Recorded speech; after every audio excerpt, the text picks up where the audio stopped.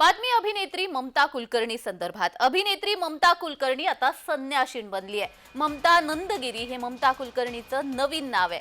Mamata कुलकर्णीने social मीडियावरती video share केलाय।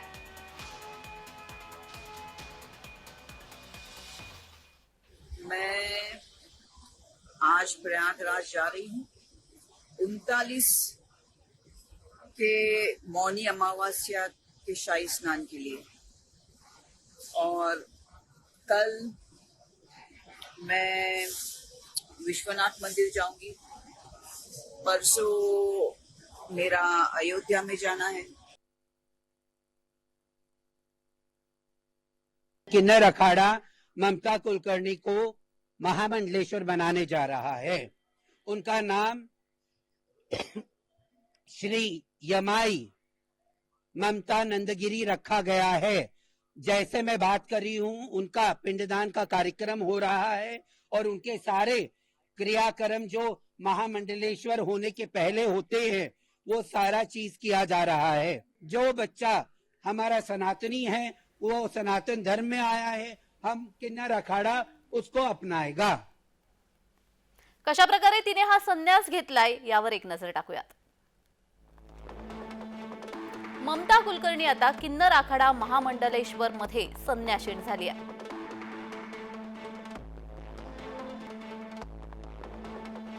आखाड्यात प्रवेश करण्यापूर्वी तिने त्रिवेणी संगमामध्ये स्वतःचं पिंडदान केलंय।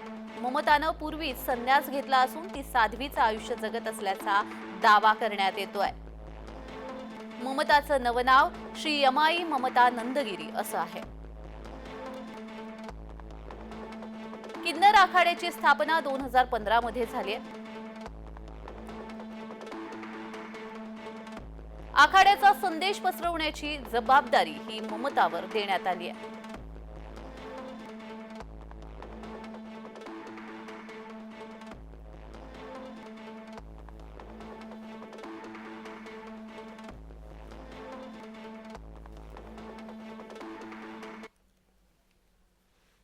ममता कुलकर्णीने 1992 मध्ये आलेल्या तिरंगा या सिनेमामधून बॉलिवूडमध्ये पदार्पण केलं।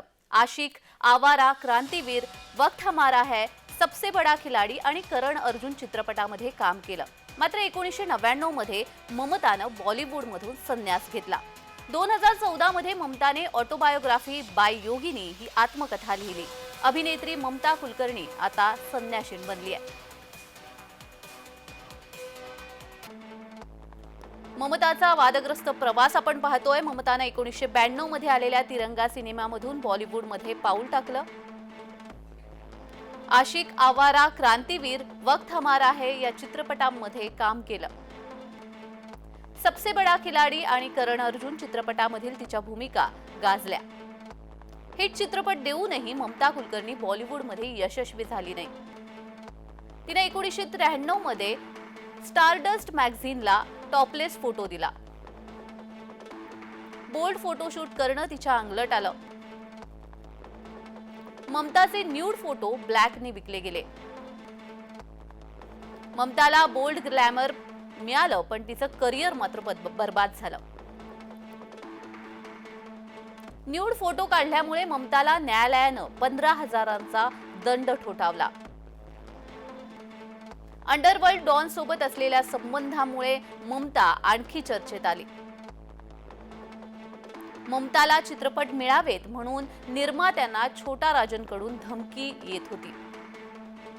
1999 मध्ये ममतानं बॉलिवूडमधून संन्यास घेतला। 2000 मध्ये ममताने ड्रग्ज माफिया विक्की गोसावी सोबत लग्न केलं। 2016 मध्ये ममता आणि विक्कीला पोलिसांनी ड्रग्ज प्रकरणी अटक केली। केन्या एअरपोर्टवर दोघांना अटक करण्यात आली होती। 2014 मध्ये ममताने ऑटोबायोग्राफी बाय योगिनी ही आत्मकथा लिहिली। तिनं मी अध्यात्माचं जीवन जगत असल्याचं जाहीरही केलं। आता ममता किन्नर आखाड्यामध्ये महामंडलेश्वर झाली आहे।